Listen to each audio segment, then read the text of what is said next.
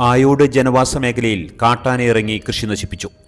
ഇന്ന് പുലർച്ചെ 2 മണിയോടെ കുറുപ്പത്തുകാട് മേഖലയിലെത്തിയ കാട്ടാന 5 മണിയോടെയാണ് തിരികെ കയറിപ്പോയത്. നിരവധി വാഴകളും തെങ്ങുകളും നശിപ്പിച്ചിട്ടുണ്ട്.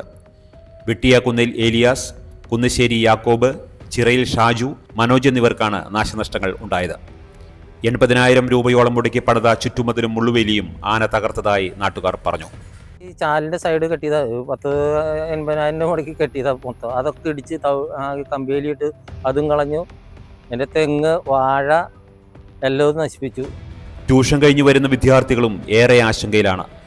വീടുകളിൽ ഒറ്റയ്ക്ക് താമസിക്കുന്നവരും ഏറെ ഭീതിയിലാണെന്നും പ്രദേശവാസികൾ പറയുന്നു.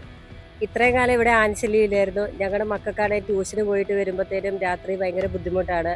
പിന്നെ ഒറ്റയ്ക്ക് താമസിക്കുന്നവരാണേലും വളരെയധികം ബുദ്ധിമുട്ടാണ്. എത്രയും പെട്ടെന്ന് ഇതിനൊരു നടപടി ഉണ്ടാകണമെന്ന് സർക്കാരിനോട് അപേക്ഷിക്കുകയാണ്. 25ഓളം കുടുംബങ്ങൾ താമസിക്കുന്ന മേഖലയാണിത്.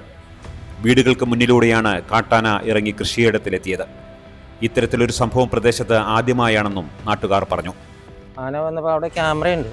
ആ ക്യാമറയിൽ ചെറുതായിട്ട് കാണാം. അപ്പോൾ സൗണ്ടൊക്കെ ആയിട്ട് ഞാൻ ലൈറ്റ് അടിച്ച് നോക്കി. ലൈറ്റ് അടിച്ച് നോക്കിയാൽ ഭയങ്കര സൗണ്ടായിരുന്നു. പിന്നെ ഞാൻ ഉടനെ പേടിച്ചിട്ട് പുറത്തിറങ്ങിയില്ല. പുറത്തിറങ്ങാനിപ്പോൾ വന്നാലും ഒന്ന് ഭയങ്കര ഈ കെട്ടൊക്കെ ഇടിയുന്ന സൗണ്ട്, തെങ്ങ് മറയ്ക്കുന്ന സൗണ്ട് അങ്ങനെയൊക്കെ കേട്ടു. അപ്പോൾ പിന്നെ എന്തായാലും ഞാൻ പേടിച്ചിട്ട് പുറത്തിറങ്ങാതെ നിന്നു.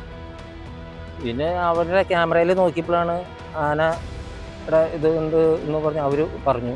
ആന എന്തോ സാധനം പോയിട്ടുണ്ട്. വെളുപ്പിന് ഒരു വണ്ടി പോയപ്പോൾ ആ വണ്ടിക്കാരൻ പറഞ്ഞു തെങ്ങും പട്ടയൊക്കെ വലിച്ചിട്ടുണ്ട് റോഡിൽ. പൈനാപ്പിള് ആ മുകളിൽ നിന്ന് ഇറങ്ങി വന്നേ സാധനം.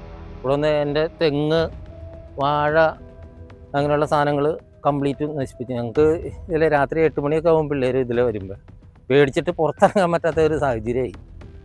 സംഭവമറിഞ്ഞ് പഞ്ചായത്ത് പ്രസിഡന്റും വാർഡ് മെമ്പറുമായ മിനു വർഗീസ് സ്ഥലം സന്ദർശിച്ചു. തുടർന്ന് വനംവകുപ്പ് ഉദ്യോഗസ്ഥരും സ്ഥലത്തെത്തി സ്ഥിതിഗതികൾ വിലയിരുത്തി. ജനങ്ങളുടെ ജീവന് സുരക്ഷ ഒരുക്കാൻ വേണ്ട നടപടികൾ അധികാരികൾ സ്വീകരിക്കണമെന്ന് നാട്ടുകാർ ആവശ്യപ്പെട്ടു.